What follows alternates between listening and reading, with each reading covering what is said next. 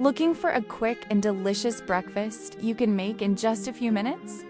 Today we are making a simple but incredibly satisfying air fryer egg toast. It's crispy on the outside, soft on the inside, and topped with a perfectly cooked egg and melted cheese. The first step is choosing the right bread.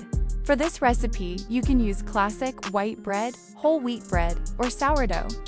Sourdough gives a slightly tangy flavor and becomes especially crispy in the air fryer.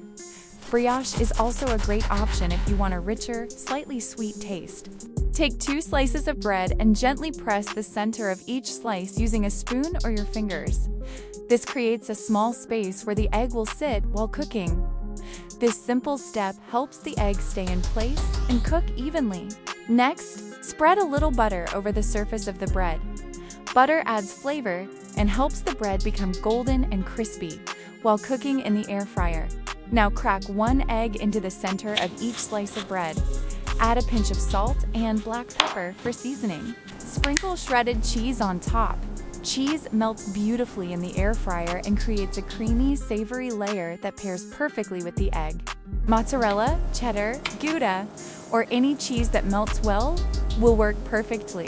Place the prepared toast into the air fryer basket. Make sure the slices lie flat so the egg cooks evenly.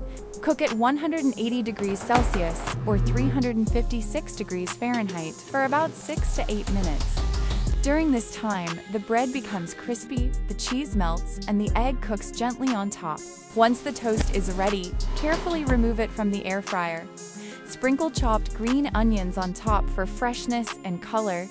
Serve the toast hot. It pairs wonderfully with fresh vegetables, avocado slices, or a light salad. This air fryer egg toast is perfect for busy mornings, quick snacks, or even a light lunch.